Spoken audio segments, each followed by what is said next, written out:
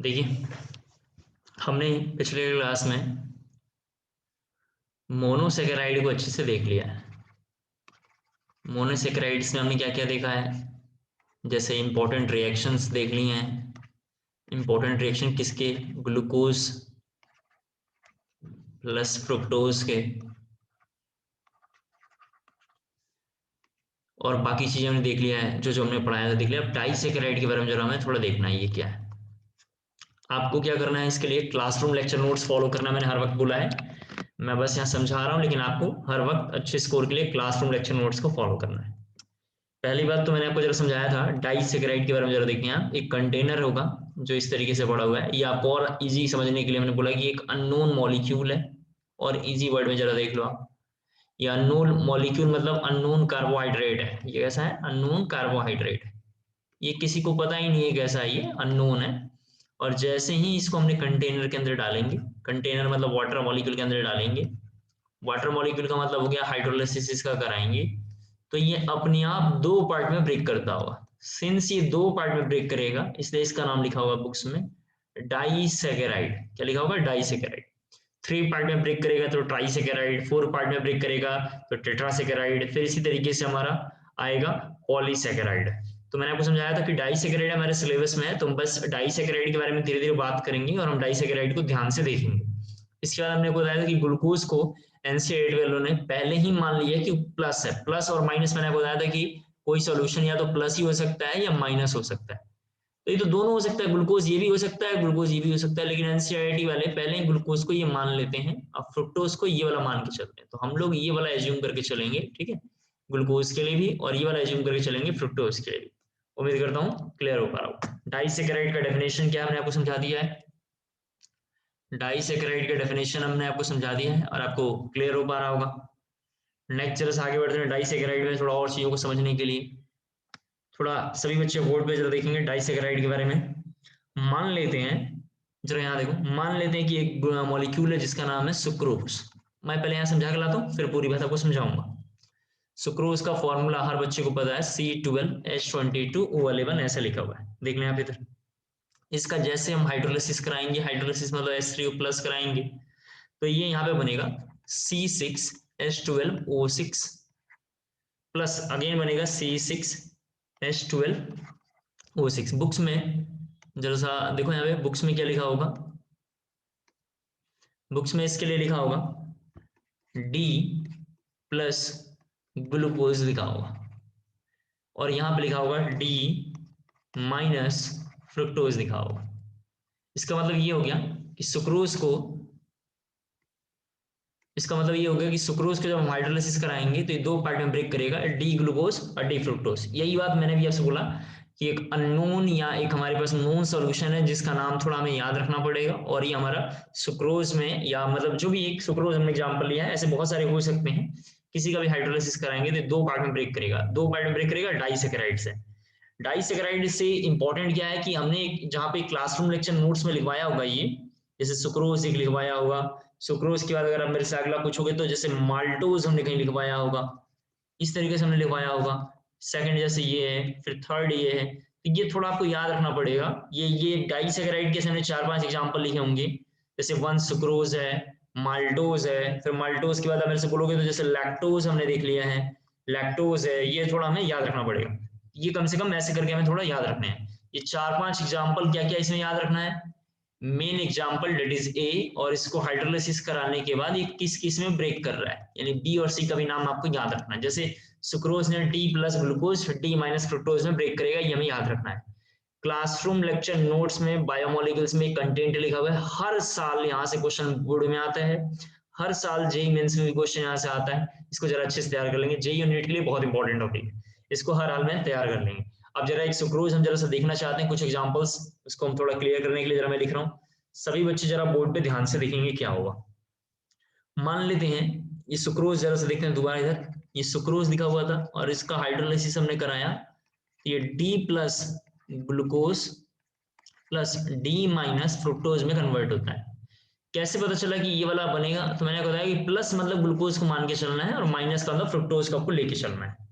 आपको तो पता है कि ग्लूकोज का जो स्ट्रक्चर होता है वो इस तरीके से बनता है, हमने पिछले क्लास में देखा था, मतलब जो है कल या परसों की क्लास में देखा था कि इस तरीके से ग्लूकोज का स्ट्रक्चर बनता है। अगर आपको थोड़ा मोड़ा याद हो, तुमने आपसे बताया था कि सब अपोजिट डायरेक्शन में इस तरीके से बनेंगे, यहाँ पे भी एच और OH, ये सब 180 पे इस तरीके से बनेंगे। आपको याद होगा शायद, यहाँ पे ये 180 में होगा, याद होगा।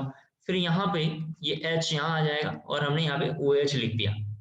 फिर सिमिलर, जरा प्लीज यहाँ देखना है, फ्रुक्टोज का स्ट्रक्चर आपको याद होगा। सभी बच्चे बोर्ड पे थोड़ा ध्यान से देखेंगे, काफी इंपॉर्टेंट है क्योंकि ये याद करना पड़ता है, मैं आपको समझाने के लिए लिख रहा हूँ।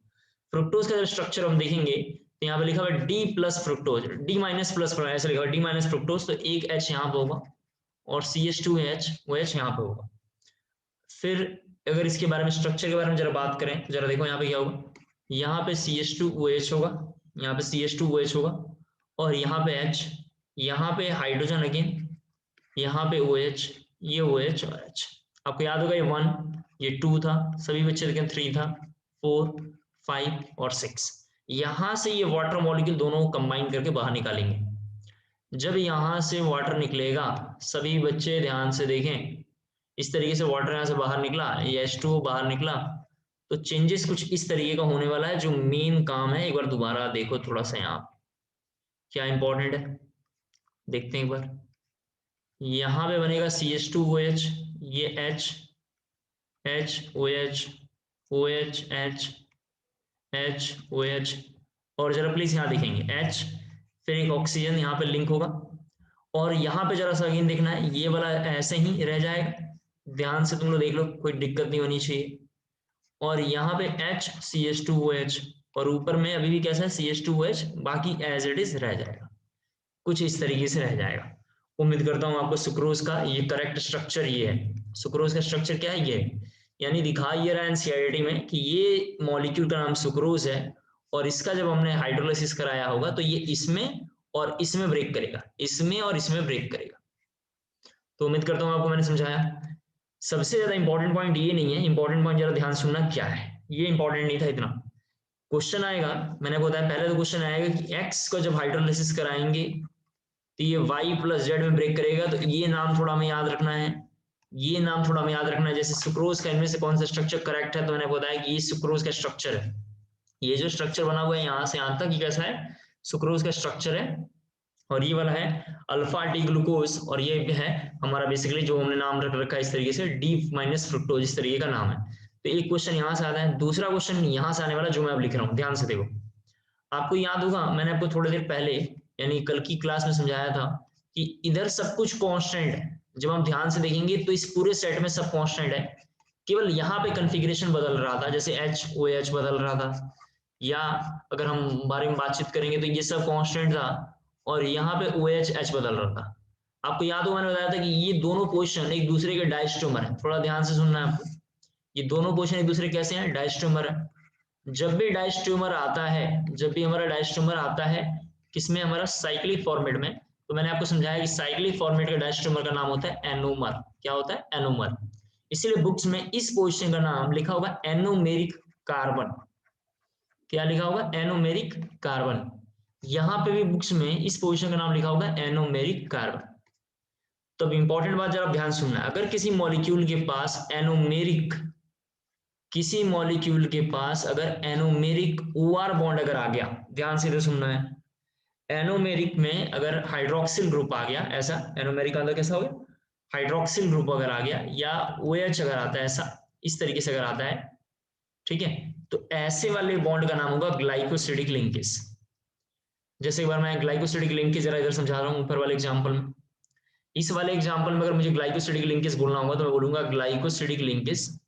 इस कंपाउंड का नाम आपको याद होगा, मैंने भी बताया था थोड़ी देर में, प्लस फ्रुक्टोज, मतलब प्लस ग्लूकोज माइनस फ्रुक्टोज। तो बुक्स में लिखा होगा यहाँ पे, अगर ग्लाइकोसिडिक लिंकेज के बारे में, जैसे इसका नाम लिखा होगा अल्फा डी ग्लूकोज, तो बुक्स में लिखा होगा प्लस अल्फा डी ग्लूकोज, यानी अल्फा प्लस बीटा, तो ऐसे जिसे लिखा होगा glycosidic linkage alpha beta glycosidic linkage, ये नाम इस तरीके से लिखा होगा। दूसरा एक और क्या है, इसके साथ और नाम हो सकता है, यहाँ पे पहले नंबर पे बॉन्ड पार्टिसिपेट कर रहा है और यहाँ पे 5 नंबर कर रहा है, तो हम बोल सकते हैं 1,5 GL। क्या नाम होगा इसका, 1,5 GL। ग्लाइकोसिडिक लिंकेज वहीं बनेगा, मैं एक बार फिर से बोल रहा हूँ, जहां पे डाइसैकेराइड्स का प्रोसेस होगा। डाइसैकेराइड मतलब दो एटम छोटे छोटे कन्वर्ट होके बना लेंगे बड़ा मॉलिक्यूल, उस बड़े मॉलिक्यूल का नाम है डाइसैकेराइड। हम लिखते उल्टा है, आप पढ़ते उल्टा है, ध्यान से सुनना है। हम पढ़ रहे हैं कि डाइसैकेराइड एक मॉलिक्यूल है जिसको वाटर में डालेंगे तो दो इंडिविजुअल आयन में ब्रेक कर जाएगा, और यहाँ पे हम दो छोटे छोटे पहले से ही आयन ले रहे हैं और उसमें से वाटर को बाहर करके बड़ा मॉलिक्यूल बना रहे हैं, उसको हम बोल रहे हैं डाइसैकेराइड है। तो मैं समझाना चाह रहा हूँ कि हम पढ़ कुछ और रहे हैं लेकिन लिख कुछ और रहे हैं। तो डाइसैकेराइड मतलब जो प्रोडक्ट यहाँ बन रहा है वो डाइसैकेराइड है, और लिख हम रहे हैं कि डाइसैकेराइड को ब्रेक करने के बाद दो छोटे छोटे इंडिविजुअल आयन ब्रेक करते हैं, जिसका नाम alpha D glucose, beta D, मतलब जो भी फ्रुक्टोज वगैरह होगा, इस तरीके से नाम हो सकता है। अब ग्लाइकोसिडिक लिंकेज क्या होगा, जब दो छोटे आयन में से वाटर मॉलिक्यूल बाहर निकलेगा साइक्लिक फॉर्मेट में से, तो उसका नाम होगा ग्लाइकोसिडिक लिंकेज। तो ग्लाइकोसिडिक लिंकेज एक बहुत इंपॉर्टेंट है क्वेश्चन हमारा, ग्लाइकोसिडिक लिंकेज से आता है, जो मैंने आपको समझाया है। ग्लाइकोसिडिक लिंकेज वही बनेगा, एक बार रिपीट कर दूं, ग्लाइकोसिडिक लिंकेज वही बनेगा जहां पे एनोमर पार्टिसिपेट कर रहा होगा, एक तो वहां बनने वाला है। इसके बाद सबसे ज्यादा इंपॉर्टेंट ये नहीं था, इंपॉर्टेंट थोड़ा ध्यान से आपको सुनना है क्या है, जरा सभी बच्चे ध्यान से देखें। जब अगर हम ग्लाइकोसिडिक लिंकेज बना लेंगे किसी स्ट्रक्चर में, मान लेते हैं, जरा यहाँ देखो, किसी स्ट्रक्चर में ग्लाइकोसिडिक लिंकेज बन गया होगा, तो ग्लाइकोसिडिक लिंकेज अब हर किसी को पता चल गया है कि इस तरीके का बनने वाला है, एक इस तरीके से ग्रुप है।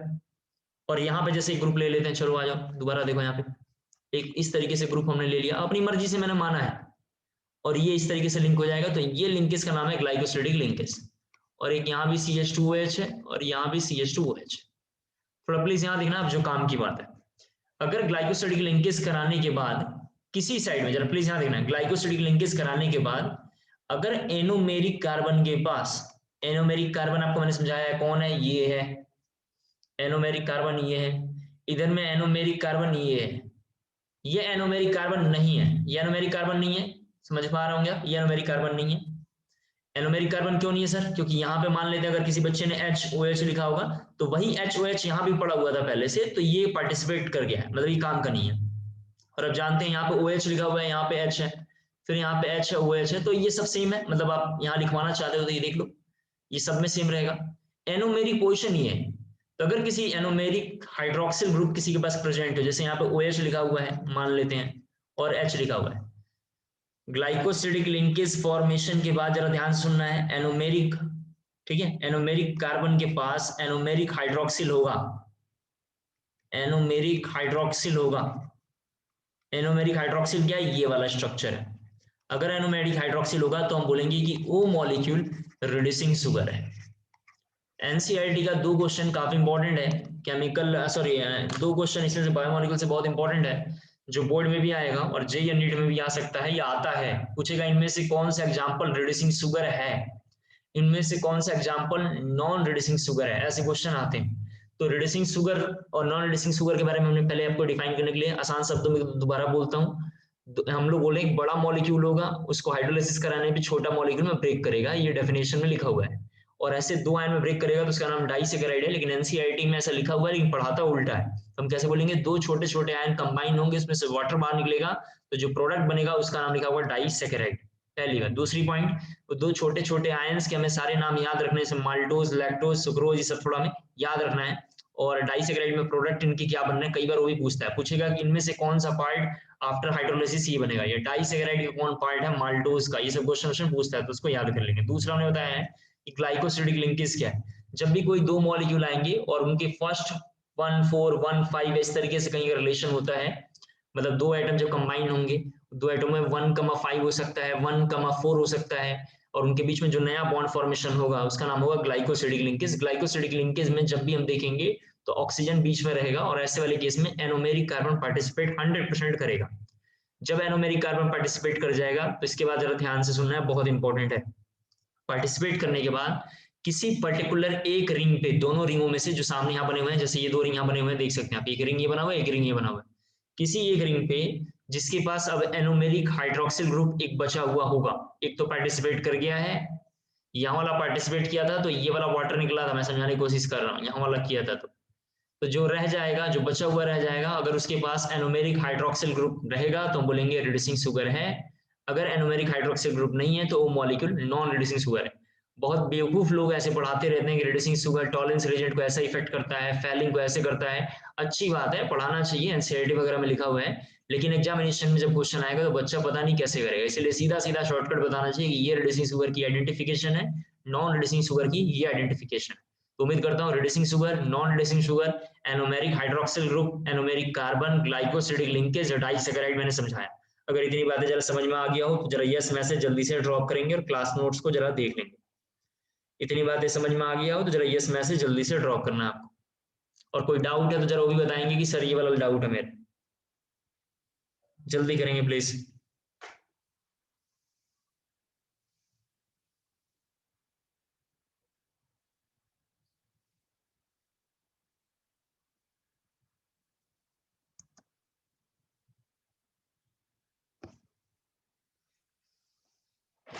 पॉलीसेकेराइड थोड़ा देखते हैं ध्यान से।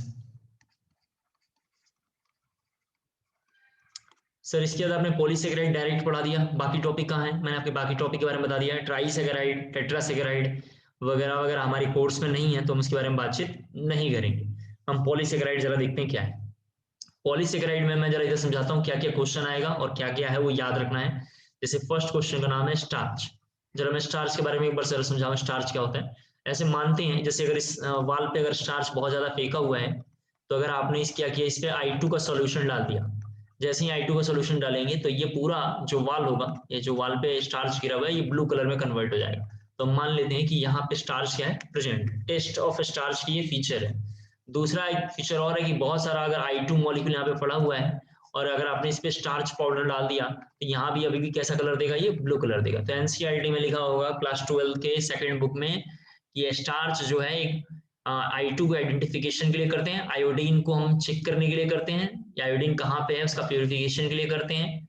दूसरा I2 का यूज हम स्टार्च को आइडेंटिफिकेशन के लिए करते हैं। स्टार्च के बारे में और इजी वर्ड में समझना चाहते हैं, स्टार्च है कहाँ, तो घरों में आलू लेंगे और उसको तुरंत हम छिल देंगे, पानी वानी में उसको हम डालेंगे नहीं, तो उसको पील इजी से कर देंगे और उसको उठा के पानी में जब डाल देंगे आधे घंटे के लिए और 1 घंटे के बाद, और उस आलू को जब निकाल लेंगे तो एक लिक्विड पड़ा हुआ रहेगा उस पानी में, जो लिक्विड थोड़ा आप देखने में अजीब सा लगेगा, वही लिक्विड का नाम है स्टार्च। क्या नाम है उसका? स्टार्च। उम्मीद करता हूँ आपको क्लियर हो पा रहा होगा।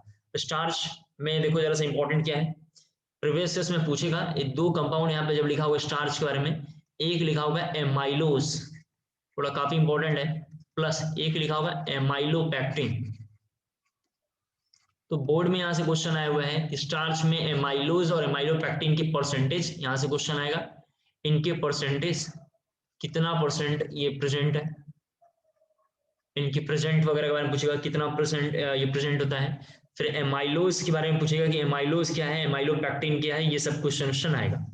एमाइलोज और एमाइलोपैक्टिन में एक तो क्वेश्चन ये पूछेगा कितना परसेंट प्रेजेंट है, दूसरा क्वेश्चन प्रीवियस में ये पूछा हुआ है, जरा प्लीज देखें आप कि एमाइलोज में काफी इंपॉर्टेंट है, थोड़ा देखना है किस टाइप का जीएल है, जीएल का मतलब है ग्लाइकोसिडिक लिंकेज, और एमाइलोपैक्टिन में भी कौन सा जीएल है, ये क्वेश्चन पूछा हुआ है कि एमाइलोपैक्टिन में कौन सा ग्लाइकोसिडिक लिंकेज होगा, एमाइलोज में कौन सा ग्लाइकोसिडिक लिंकेज होगा। हम इनके स्ट्रक्चर याद नहीं कर सकते हैं तो एक बार स्टार्च को क्लासरूम लेक्चर नोट्स में या एनसीईआरटी में प्रूफ रीडिंग थोड़ा कर लेंगे। अब करने के बाद वहां एमाइलोज एमाइलोपैक्टिन के बारे में जरा पढ़ लेंगे। जैसे मैं अगर मेरे से पूछोगे तो वहां पे लिखा होगा इनके कंस्टिट्यूएंट मतलब या इनके जो है उसको बोलते हैं हम लोग इजी वर्ड में कि इनका क्या कंपोजिशन है, थोड़ा वो हमें याद रखना पड़ेगा। कंपोजिशन के बाद एमाइलोपैक्टिन के बारे में थोड़ा हमें याद रखना पड़ेगा, जैसे इसमें लिखा होगा देख लेना 1,4 लिंकेज बार बार आ रहा होगा, उसका नाम होगा एमाइलोज। इसी तरीके से दूसरा एमाइलोपैक्टिन, एमाइलोपैक्टिन के बारे में हमने आपसे बताया क्या हो रहा होगा, एक अल्फा और नीचे एक ब्रांच C2 से लिंक हो रहा होगा। तो इसके स्ट्रक्चर्स प्रीवियस में बोर्ड में क्वेश्चन आ रखे हैं। लास्ट ईयर प्रीवियस में यानी 2020 में पूछा हुआ था क्वेश्चन, मैंने देखा था एमाइलोज और एमाइलोपैक्टिन को लेके क्वेश्चन पूछा हुआ था। तो पॉलीसेकेराइड में स्टार्च को काफी इंपॉर्टेंट है, तैयार करना बहुत जरूरी है। उम्मीद करता हूँ आपको क्लियर हो पा रहा होगा। इसके बाद जरा प्लीज यहाँ देखें, स्टार्च के बाद दूसरा कंपाउंड का नाम है, जरा यहाँ देखो, एक कंपाउंड का नाम है सेल्यूलोज। फिर मैं पूरी बातें बताऊंगा।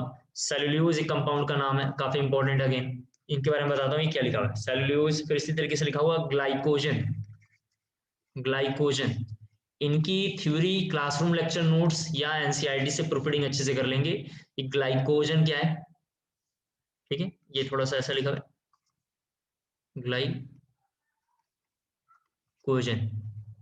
ये एनसीईआरटी से इसकी थोड़ी थ्योरी पढ़ेंगे, सेल्यूलोज की थ्योरी पढ़ेंगे।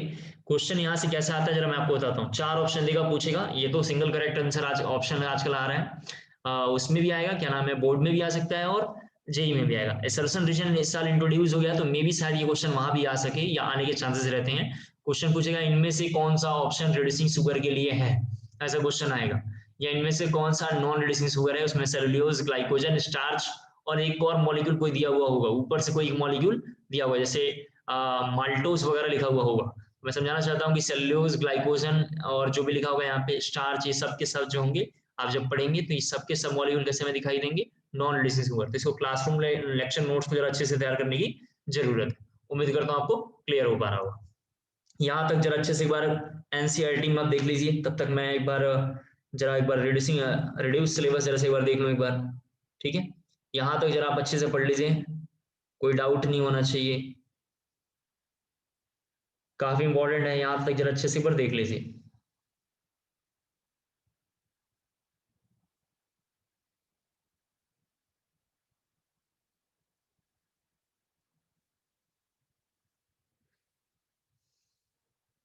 सभी से रिक्वेस्ट है यहाँ तक जरा अच्छे से देख लें, बहुत इंपॉर्टेंट है।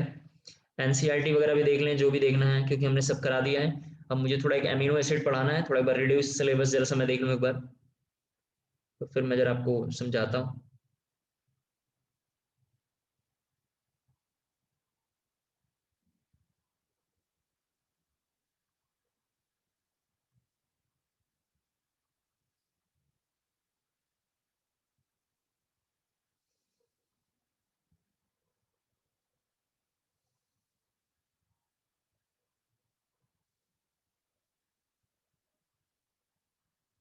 एक बार जरा मैंने रिड्यूस सिलेबस फॉरवर्ड किया था, जरा एक बार जरा उसे मुझे सेंड करें जरा एक बार रिड्यूस सिलेबस। हम साथ साथ रिड्यूस सिलेबस भी देख लेंगे कि क्या क्या इसमें से हट गया है, ठीक है, वो भी हम साथ साथ देख लेंगे।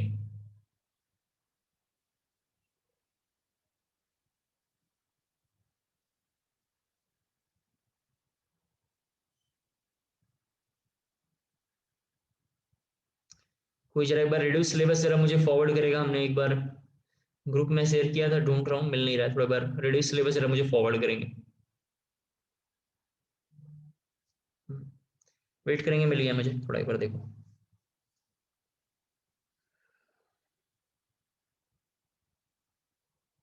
ठीक है, जरा एक बार एनसीईआरटी खोलेंगे।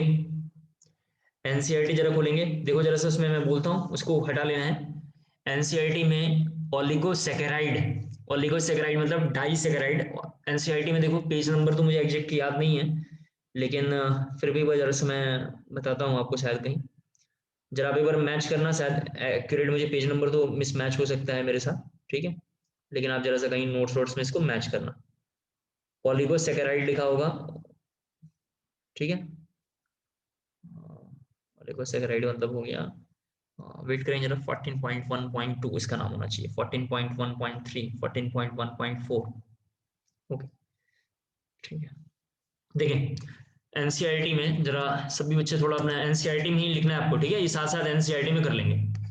14.1.2, 14.1.3, इसके आगे लिखा हुआ डाइसेकेराइड, ठीक है, डाइसेकेराइड लिखा हुआ, डाइसेकेराइड लिखा हुआ। डाइसेकेराइड मतलब जैसे मैंने एक बताया आपको, सुक्रोज, ठीक है, लैक्टोज और माल्टोज, ये एनसीईआरटी ने हटा दिया है।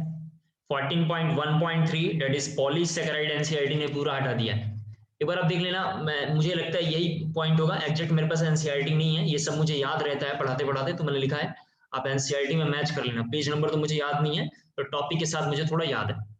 जरा बार मैं दोबारा बोलता हूँ, ठीक है, टॉपिक के साथ मुझे थोड़ा ये याद है, तो मैंने ऐसा बोला है 14.1.3, 14.1.2, तो इसको जरा सा आप देख लेना। फिर एक टॉपिक लिखा होगा एनसीईआरटी में, importance of carbohydrate, importance of carbohydrate बहुत इंपॉर्टेंट है, ये भी हट गया है अब। पॉलीसेकेराइड भी हट गया, लेकिन इसको जरा जो लोग जेई मेंस की तैयारी कर रहे हैं और नीट की तैयारी कर रहे हैं वो सब अच्छे से तैयार करेंगे, ये दो टॉपिक तो जरूर तैयार करेंगे। जो लोग जेई मेंस और नीट की तैयारी कर रहे हैं उनको ये जरूर तैयार करना है, बहुत इंपॉर्टेंट है, उनको जरा जरूर तैयार कराना है। फिर इसके बाद एक टॉपिक है विटामिन। विटामिन के जितने टॉपिक है सब हटा देना है, विटामिन के जितने टॉपिक हैं सब हम डिलीट कर देंगे, जो काफी इंपॉर्टेंट है। फिर हार्मोन्स एक टॉपिक होगा, हार्मोन्स, उसको भी हम पूरा हटा लेंगे। जैसे मैं एक बार बोलता हूँ एनसीईआरटी में कहाँ पे लिखा होगा, पॉलीसेकेराइड का हमने बोला है 14.1.4 है, पॉलीसेकेराइड का मतलब होगा 14.1.4 या 1.3 होगा, देख लेना, ये 1.3 है, 14.1.3, 14.1.4, काफी इनको हटा दिया हमने, 14.1.5 इसका नाम है टॉपिक का, 14.1.5 ये भी हट गया है, खत्म हो गया ये। 14.2 तो है, मैं अभी पढ़ाऊंगा प्रोटीन के बारे में, थोड़ा आपको पढ़ाऊंगा अभी, ठीक है, और प्रोटीन के बारे में जरा सा मैं आपको इंट्रोड्यूस करूंगा। 14.3 तो पूरा हट गया है, एंजाइम, एंजाइम का मतलब हो गया विटामिन, वेट करेंगे जरा सा, एंजाइम का मतलब होता है एंजाइम, एंजाइम और हार्मोन्स, एंजाइम का मतलब हो गया,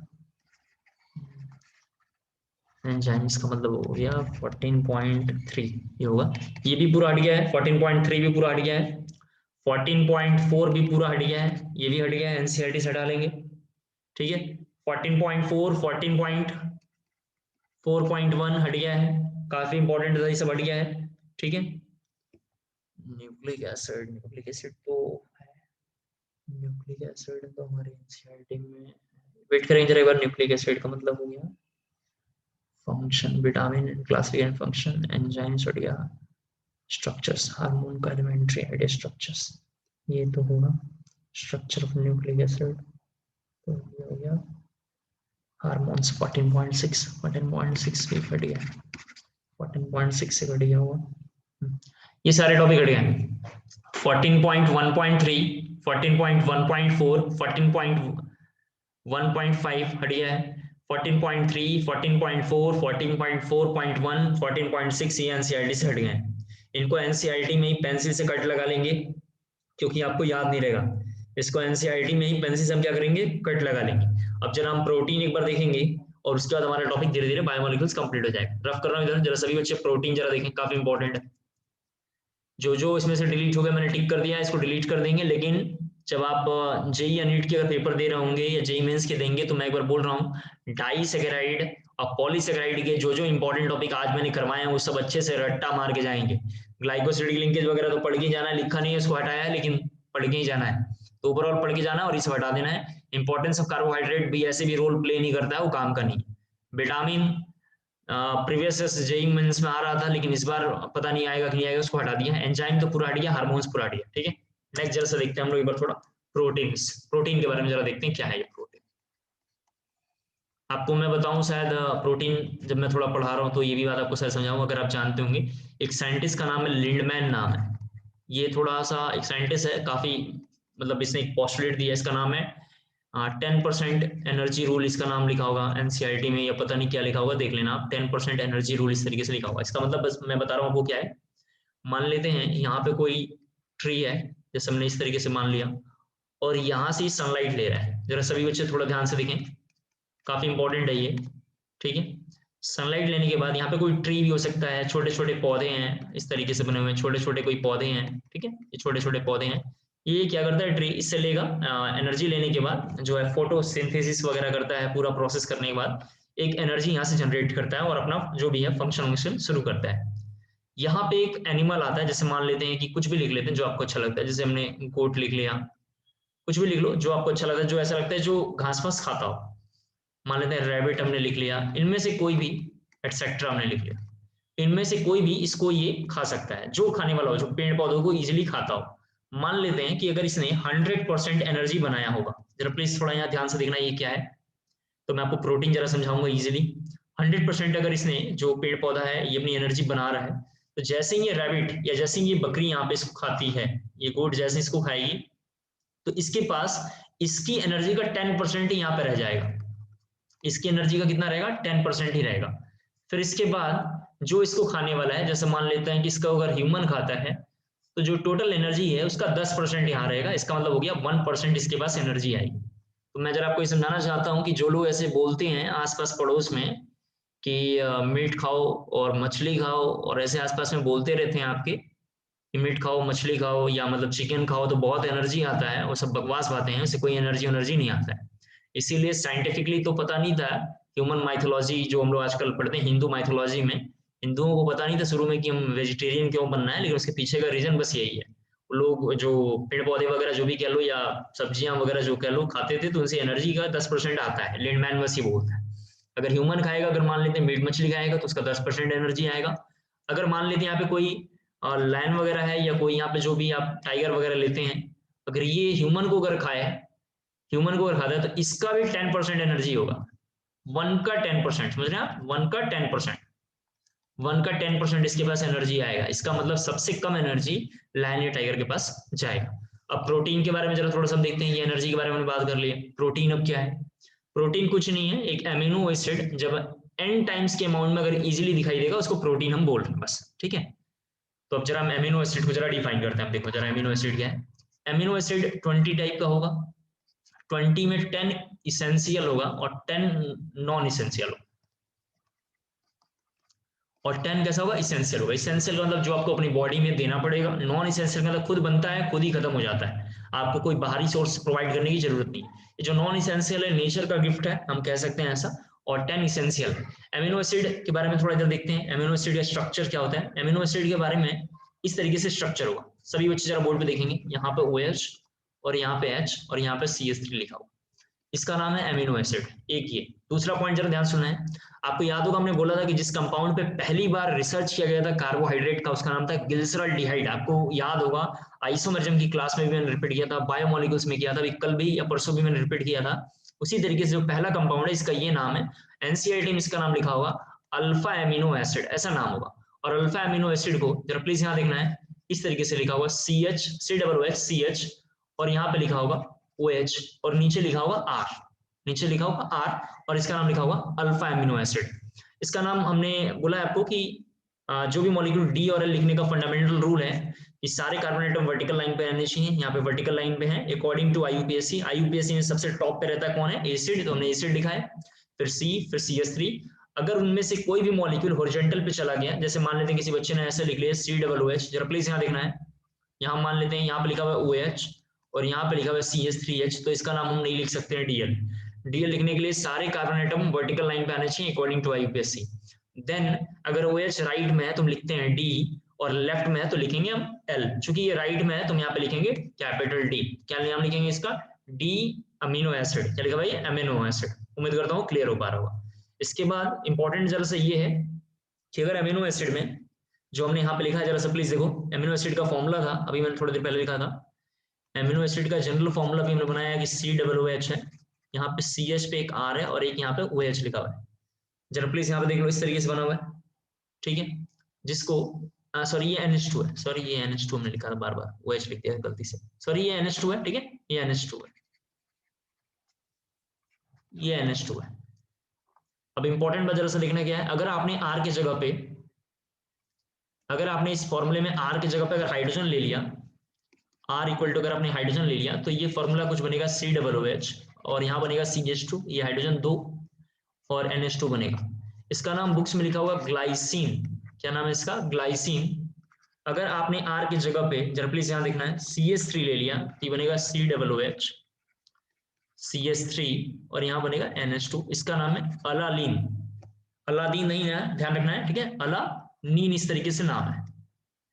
एनसीईआरटी में जरा प्लीज देखना है, इस R की जगह पे वैल्यू हमें रखना है। इसमें हमें एनसीईआरटी में एग्जैक्ट मुझे पेज नंबर याद नहीं है, लेकिन वहां पे लिखा होगा 14.2.1 लिखा होगा शायद। 14.2.1 में जब आप देखेंगे या क्लासरूम लेक्चर नोट्स में जब आप देखेंगे या मैंने जो प्रिंटेड आपको मटेरियल प्रोवाइड किया था, वहां पे हमने एक शॉर्टकट लिखा था, आपको मैंने बोला था याद रखना है, गाउली। ये क्या लिखा हुआ है? गाउली मतलब ग्लाइसिन, अलालीन, वैलीन, ल्यूसीन, आइसोल्यूसीन। गाउली हमें थोड़ा याद रखना है, शॉर्टकट ग्लाइसिन, अलालीन, ध्यान रखना है अलालीन है नाम है, अलादीन नहीं, ठीक है।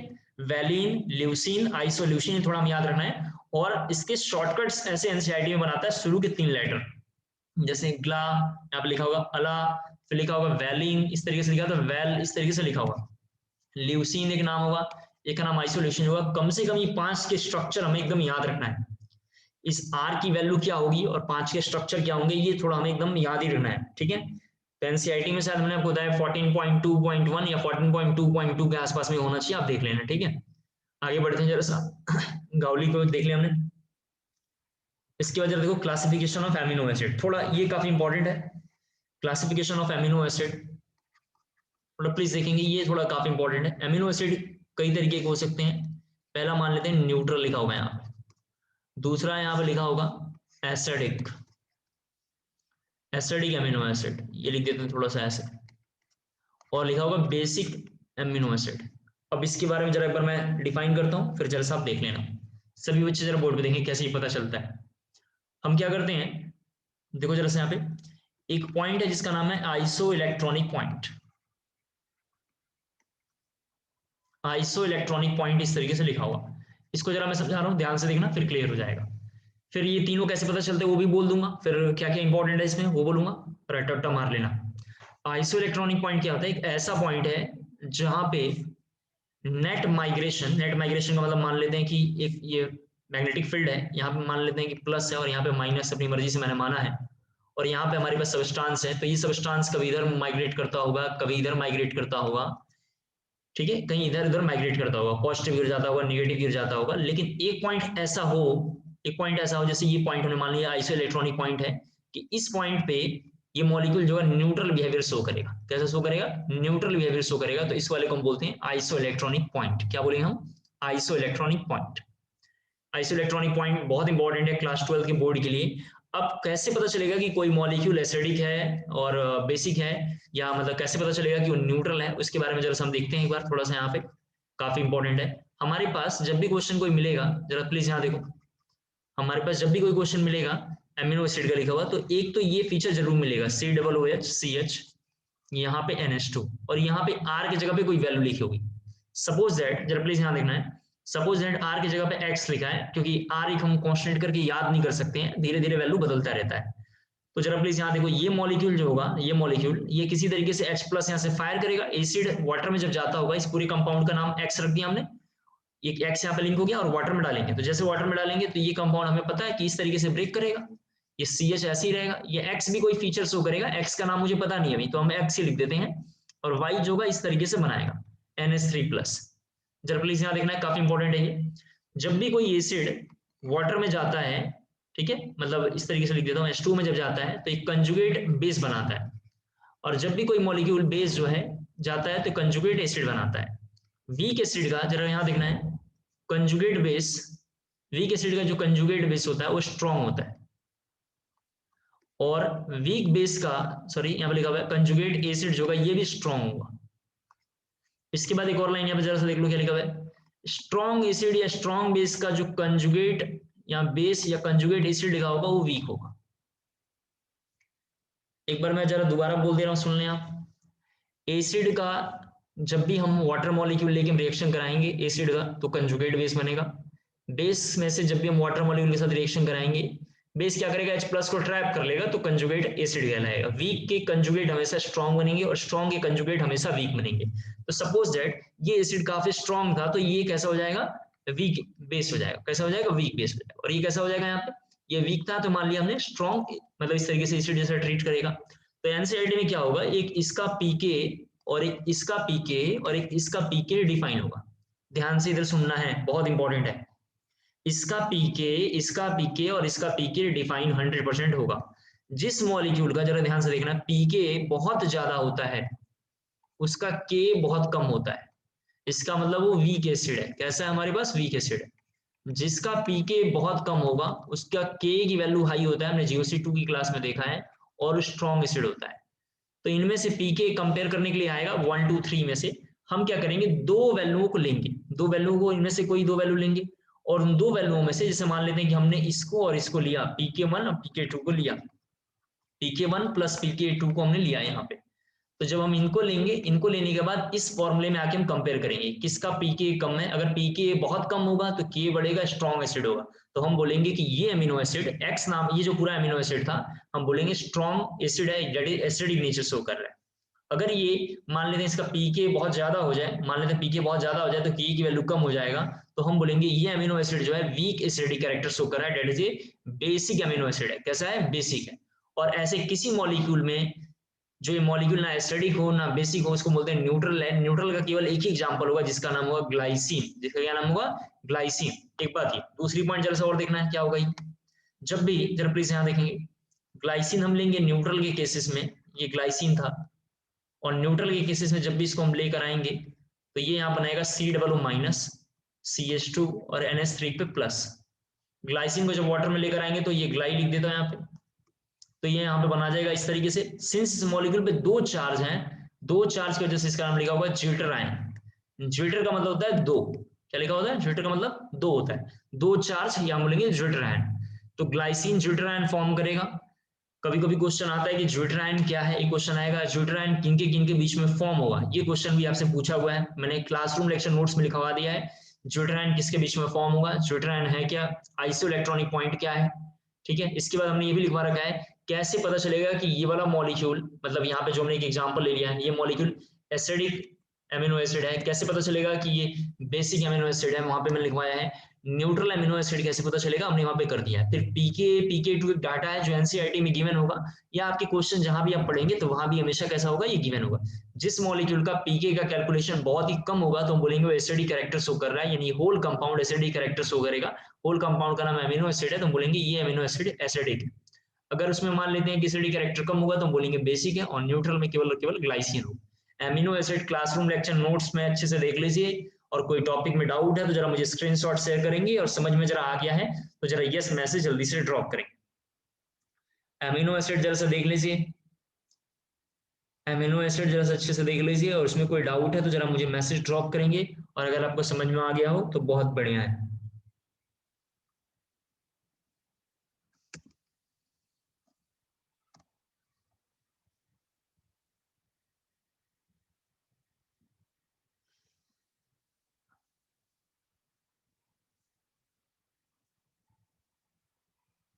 जल्दी करेंगे प्लीज।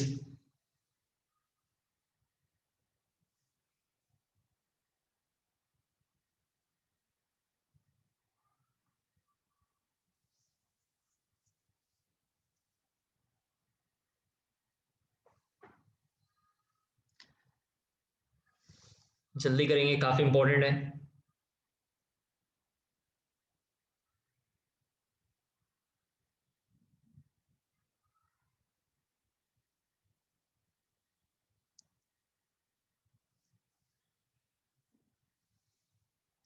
देख लीजिए और देख के मुझे जरा मैसेज ड्रॉप करेंगे, अगर आपको कोई डाउट है तो, समझ में आ गया हो तो जरा यस मैसेज जल्दी से ड्रॉप करेंगे,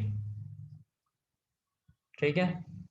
मैंने सब पढ़ा दिया है, और अगर आप लोग अभी भी खराब परफॉर्मेंस रखते हैं तो नालायकों, गधों, इज्जत खराब कर रहे हो तुम लोग अपनी, ठीक है। एक बार जरा सा देखते हैं स्ट्रक्चर ऑफ प्रोटीन्स वगैरह, जरा देखते हैं एक बार और, ठीक है। जरा सभी बच्चे ध्यान से देखें, आपको याद होगा, जरा प्लीज यहाँ देखें, अगर आपको याद होगा तो हमने नोमेनक्लेचर की क्लास में एक ऐसा मॉलिक्यूल पढ़ा है जिसका नाम है अमाइड। सभी बच्चे बोर्ड पे जरा ध्यान से देखें, और आपको याद होगा यहाँ पे एक H हटा के अगर हम Me लगा देंगे तो ये भी मॉलिक्यूल का नाम है एन अमाइड। अगर आपको याद हो तो अगर इसमें हम दोनों हाइड्रोजन हटा दें और ये लगा दें तो नाम है इसका N, डाई अमाइड। है तो सब अमाइड, क्योंकि इतनी फीचर सब में कॉमन है। देख लो आप, N तक सब में ये कॉमन है, हमें दिखाई दे रहा है N तक सब फीचर किसमें है, कॉमन दिखाई दे रहा है, तो ये सब कैसे हैं, अमाइड है। मान लेते हैं, जरा सभी बच्चे ध्यान से देखें, मान लेते हैं किसी बच्चों ने ग्लाई लिया, ग्लाई का मतलब मैंने आपको समझाया कौन है, ग्लाइसिन, ये ग्लाइसिन है, थोड़ा ध्यान से देखना है, काफी इंपॉर्टेंट है। प्लस किसी ने अला लिया, अलादीन नहीं, ठीक है, अलालीन लिया, तो ये CH, और यहाँ पे है NH2, और यहाँ पे हमने एक मिथाइल ग्रुप लगा दिया। थोड़ा काफी इंपॉर्टेंट है, ध्यान से देखना है। जैसे ही लेंगे तो कुछ इस तरीके से इस फॉर्मेट को जरा हम लिखना चाह रहे हैं, ध्यान से देखना है, CH2, और यहाँ पे ऐसे लिख दो, चलो आ जाओ, COOH, थोड़ा देखो यहाँ पे, और प्लस है, यहाँ पे जरा देखो क्या लिखा हुआ है, OH, CO, ये CH, ये CH3, ये NH2, ये दोनों हमने ऐसे रिप्रेजेंट कर दिया। यहां से ये वाटर मॉलिक्यूल बाहर हो जाएगा एक हाइड्रोजन निकल के, और इनके बीच में जब हम ध्यान से देखेंगे तो कुछ इस तरीके से बनेगा, C डबल बॉन्ड हो, सभी बच्चे बोर्ड पे देखें, CH2, NH, C double bond हो, CH, CH3, NH2। हम जब ध्यान से देखेंगे तो यहाँ पे यही बॉन्ड दिखाई देगा। कौन सा बॉन्ड दिखाई देगा? जो ये ऊपर हमने बनाया है CONH, सेकंड वाला बॉन्ड हमें दिखाई दे रहा है। अभी मैं दिखाऊंगा, दोबारा देखना। सेकंड वाला स्ट्रक्चर नीचे दिखाई दे रहा है। कैसा दिखाई दे रहा है? ये दिखाई दे रहा है सेकंड वाला। तो बेसिकली हम कह सकते हैं कौन सा बॉन्ड यहाँ पे दिखाई दे रहा है? Amide bond. कौन सा बॉन्ड है ये? Amide bond. सिंस इसमें 2 एटम पार्टिसिपेट कर रहे हैं, इसलिए बुक्स में इसका नाम लिखा होगा पेप्टाइड बॉन्ड। क्या लिखा होगा यहाँ पे? Peptide bond. किसी किसी बुक्स में इसी का नाम, किसी किसी बुक्स में इसी का नाम लिखा होगा डाईपेप्टाइड्स। जरा प्लीज सुन लो, यहाँ पे डाईपेप्टाइड लिखा होगा। डाईपेप्टाइड बॉन्ड या केवल लिखा होगा डाईपेप्टाइड। तो एनसीईआरटी में पूछा होगा पेप्टाइड बॉन्ड क्या है? पेप्टाइड बॉन्ड इज नथिंग, एक एमाइड बॉन्ड ही है, एक तरीके का एमाइड बॉन्ड है जिसमें 2 एमिनो एसिड आएंगे। वो दोनों सेम भी हो सकते हैं और डिफरेंट भी हो सकते हैं। 2 ग्लाइग्लाई हो जाए, 2 ग्लाई अला हो जाए, ग्लाई वैलिन हो जाए, इस तरीके से मिल सकते हैं और उनके बीच में अमाइड बॉन्ड बनेगा। एक बात ये, दूसरी पॉइंट जरा ध्यान से सुनना, बहुत इंपॉर्टेंट है। जब भी कोई 2 एमिनो एसिड पास आएंगे, काफी इंपॉर्टेंट है, ध्यान से सुन लो। 2 एमिनो एसिड जब भी पास आएंगे तो उन दोनों एमिनो एसिड के पास आने से मिनिमम एक बॉन्ड बनेगा जिसका नाम है अमाइड या पेप्टाइड। और चूंकि 2 एटम आ रहा है इसलिए इसको हम बोलेंगे डाईपेप्टाइड। मोनोपेप्टाइड बॉन्ड एग्जिस्ट नहीं करता है, ध्यान रखना है, क्योंकि 2 एटम तो आने ही चाहिए कम से कम पेप्टाइड बॉन्ड बनने के लिए। इसको हम क्या बोलेंगे? डाईपेप्टाइड।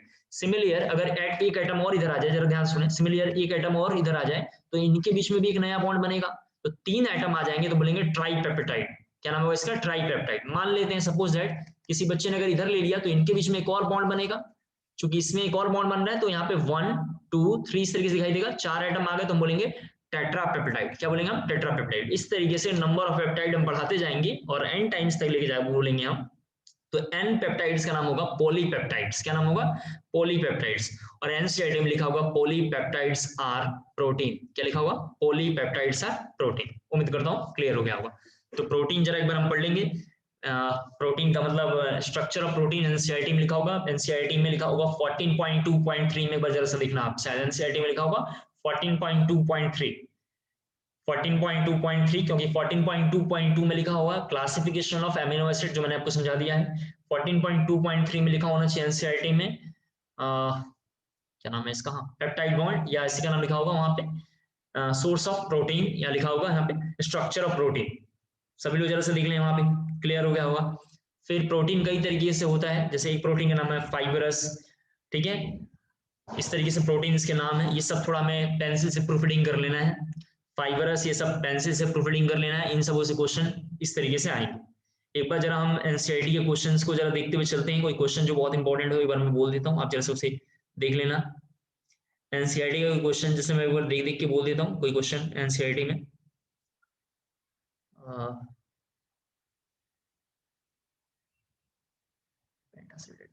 ओके, हाँ, एनसीईआरटी में जरा क्वेश्चन देखो 14.3 इन टेक्स्ट क्वेश्चन में लिखेंगे। 14.3 काफी इंपॉर्टेंट है, उसे जरा पढ़ लेना।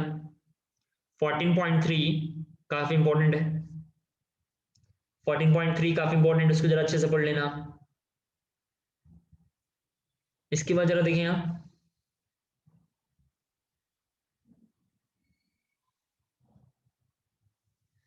14.4 इन टेक्स्ट में बहुत इंपॉर्टेंट है। 14.4 थोड़ा एक बार पढ़ लेना, काफी इंपॉर्टेंट है।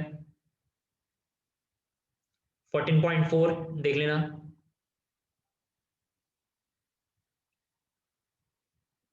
ठीक है, इसके बाद एनसीईआरटी में क्वेश्चन जरा पर मैं बोल रहा हूँ, एनसीईआरटी में क्वेश्चन देख लो। 14.2 काफी इंपॉर्टेंट है। 14.2 काफी इंपॉर्टेंट है। 14.4 बहुत इंपॉर्टेंट है। 14.2 14.4 काफी इंपॉर्टेंट है। ठीक है, 14.5 14.6 14.5 14.6 14.8 14.9 बहुत ज्यादा इंपॉर्टेंट है। 14.9 से इसी बार क्वेश्चन जेईई मेंस में आया हुआ है। 14.9 बहुत इंपॉर्टेंट है। ठीक है, 14.12 काफी इंपॉर्टेंट है। 14.11 इंपॉर्टेंट है, देख लेना आप इसे। 14.14 14.15 14.14 14.15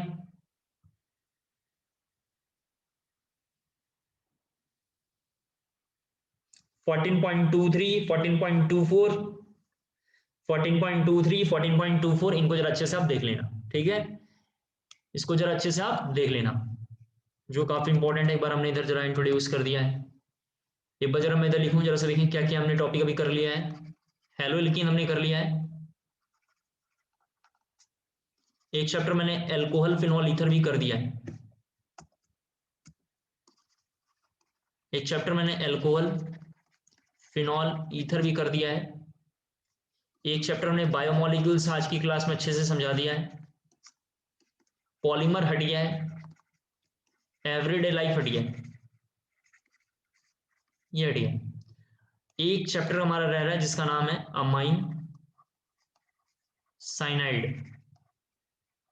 अमाइन साइनाइड रह रहा है। और एक हमारा रह रहा है कार्बोनिल ग्रुप जिसका नाम है, या जिसका नाम हमारे एनसीईआरटी में नाम है एल्डिहाइड कीटोन एसिड। ये थोड़ा हम लास्ट में करेंगे क्योंकि इसमें कंटेंट बहुत याद रखना होगा। इसमें कंटेंट क्या है, बहुत याद करना है। इसको थोड़ा हम लास्ट में करेंगे। हम लोग इसे पहले शुरू करेंगे। हम लोग इसे पहले शुरू करेंगे। तो एक बार जरा मैं बोलते हुए चलूं जरा सा आपको, ताकि आपको समझ में आ पाए। कमिंग क्लास में, ठीक है, कमिंग क्लास में जरा एक बार हम देखेंगे धीरे धीरे इन टॉपिकों को। एल्डिहाइड कीटोन एसिड वगैरह को हम देखेंगे, और मतलब अमाइन साइनाइड को पहले देखेंगे। एनसीईआरटी के हिसाब से जो लोग जेईई मेंस दे रहे हैं इस बार, वो लोग बायोमोलिक्यूल्स, पॉलीमर और एवरीडे लाइफ पेंसिल से प्रूफरीडिंग कर लेंगे। इसमें पढ़ाने लायक कुछ नहीं है। इन तीनों को प्रूफरीडिंग पेंसिल से कर लेंगे। इंपॉर्टेंट बात मैंने इधर पढ़ा ही दिया है। और बाकी दो चैप्टर हमारे रह रहे हैं सेकंड बुक में, हम सेकंड बुक पहले कर लेंगे। फिर फर्स्ट बुक में जो चैप्टर आप लोग का रह गया होगा, या हमारे ओम जी करवा रहे हैं, ऐसे तो मेरे को रमानी जी ने बोला था कि ओम जी फर्स्ट बुक पूरा करा रहे हैं, आपको कराने की जरूरत नहीं है। फिर भी आपसे मैं पूछ लूंगा, अगर आप लोग बोलेंगे तो मैं उसमें जो टॉपिक या जो चैप्टर बोलेंगे उसमें समझा दूंगा, उसे हम कर लेंगे बोर्ड के लिए। और इसे बस करना है आपको। बाकी जो क्लासरूम लेक्चर नोट्स में आपको डाउट होगा, जहां तक मैंने पढ़ा रखा है उसमें जो पूछेंगे बता दूंगा। और मैंने आपको ग्रुप में शेयर कर दिया है, स्कूल वालों ने हमें भेज रखा है, तो डॉक्यूमेंट मैंने आपको शेयर कर दिया। अगर आप उसमें नहीं अगर प्रेजेंट होंगे उस तरीके से, तो मैं आपको ग्रुप से बाहर कर दूंगा। ठीक है, आज के लिए फिलहाल इतना बहुत है। Thank you sir.